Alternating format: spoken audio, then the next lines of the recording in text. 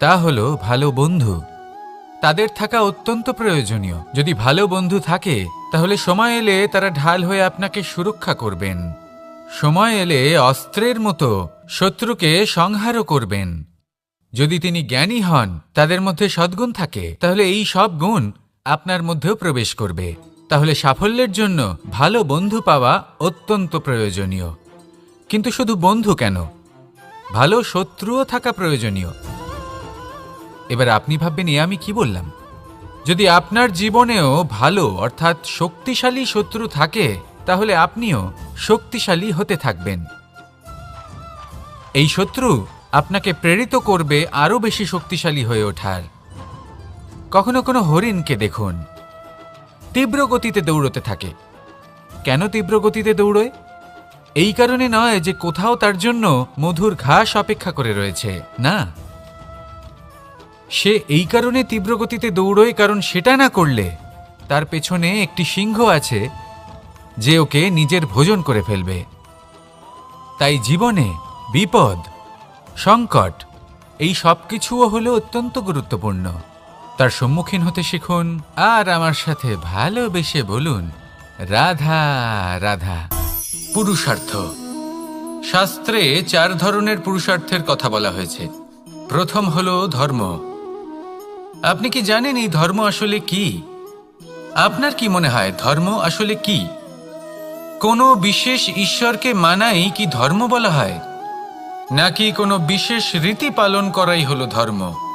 নাকি কোনো বিশেষ সাহিত্যকে সর্বশ্রেষ্ঠ মনে করাই হলো ধর্ম? না, ধর্ম হলো সেটা যাকে ধারণ করা যেতে পারে। আর ধারণ শুধু সেটাই করা যায় যা পবিত্র। পবিত্র শুধু তাকেই বলা হয় যা নিঃস্বার্থ, যার মধ্যে শাসন করার কোনো ইচ্ছে নেই, যা সরলভাবেই প্রবাহমান, জল এবং বায়ুর মতো। যখন কোনো ব্যক্তি ধর্মকে ধারণ করেন এবং সেই ধর্ম সেই ব্যক্তিকে রক্ষা করে, তখন তাকে ধর্ম বলা হয়। ধর্ম যা রক্ষা করে অহংকার থেকে, খারাপ চিন্তার হাত থেকে। সেই জন্য পুরুষার্থ গড়ে তোলার আগে, ধর্ম পালন করার আগে ধর্মের প্রকৃত অর্থ কি সেটা বুঝে নিন। এটা জেনে রাখুন যে সমস্ত ধর্মের আধার, সমস্ত ধর্মের ভিত শুধুমাত্র ভালোবাসা। আসুন আর এই ভালোবাসার সাথেই বলুন, রাধা রাধা। কখনো কোনো বাগানের কোনো বৃক্ষকে দেখেছেন যেখানে সুগন্ধি ফুল থাকে, রসালো ফল থাকে? তখন মন প্রফুল্ল হয়ে ওঠে, মন থেকে সেই বৃক্ষের প্রতি ভালোবাসা জন্মায়। কিন্তু যিনি বাগানের মালিক, শুধুমাত্র তিনিই জানেন যে কিভাবে এই বৃক্ষকে আগলে রাখতে হয়, কিভাবে তার পরিচর্যা করলে এতে সুন্দর সুগন্ধি ফুল হবে, রসালো ফল হবে। কখনো কখনো প্রয়োজনের থেকে বেশি রোদ পেলে এই বৃক্ষগুলি শুকিয়ে যায়। প্রয়োজনের থেকে কম রোদ পেলেও এই বৃক্ষ কিন্তু শুকিয়ে যায়। প্রয়োজনের থেকে কম জল যদি পায়, এই বৃক্ষ শুকিয়ে যেতে পারে। প্রয়োজনের থেকে অতিরিক্ত জল যদি পায়, তখনও এই বৃক্ষের শিকড়গুলি নষ্ট হয়ে যেতে পারে। এবার এটাই কিন্তু আমাদের সংসারের সাথেও হয়। আমাদের সংসারের সকল প্রতিভাশালী ব্যক্তি, যেমন লেখক, বিচারক, প্রবক্তা, যোদ্ধা, এদের সবার ক্ষেত্রে এই কথাটাই প্রযোজ্য। যদি বেশি প্রশংসা করা হয় তাহলেও এরা হারিয়ে যাবেন। প্রয়োজনের থেকে বেশি যদি নিন্দা করা হয়, তখনও তারা নত হয়ে পড়বেন। তাহলে আজ আমি এদের একটা ছোট্ট কাহিনী শোনাবো, নিজেদেরও। এটা কোনো এক মনে রাখবেন, একটা দুজন বোন জাতাকলে গম পেশাই করছিলেন। জেনে রাখুন কখন কোন নিন্দায় আপনি লজ্জিত হবেন ছিলেন।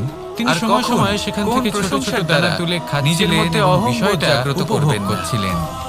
এবার দেখতে দেখতে গম পেশাই সমাপ্ত হয়ে বলবে, এবার পেশাই করা গম নিয়ে সেই দুজন বোন বাড়ি ফিরে আসছিলেন এবং তাদের ফেরার পথে হঠাৎ করে কোথাও থেকে একটি বাছুর চলে এলো। এই দুই বোন ভয়ভীত হয়ে গেলেন আর তাদের হাত থেকে সেই আটা পড়ে গেল, মাটিতে মিশে গেল। এবার এই পুরো ঘটনাক্রমে যদি কারোর বিন্দুমাত্র লাভ হয়ে থাকে, বিন্দুমাত্র আনন্দ পেয়ে থাকে, তাহলে সে কে? সেই ছোট বোন যিনি মাঝে মাঝেই গমের দানা তুলছিলেন এবং খাচ্ছিলেন। কিছুটা হলেও উনি আনন্দ লাভ করেছিলেন। এবার এরকমই হলো আমাদের জীবনে ভক্তি এবং ভালোবাসা সংক্রান্ত বিষয়।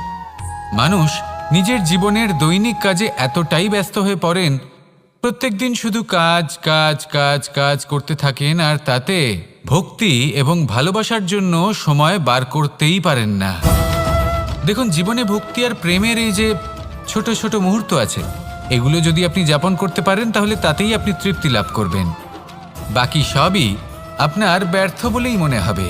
জীবনে যখনই আপনি কোনো কাজ করবেন, ঈশ্বরের প্রতি সমর্পিত হয়ে সেই কাজ করুন, আর যখনই সময় পাবেন তাহলে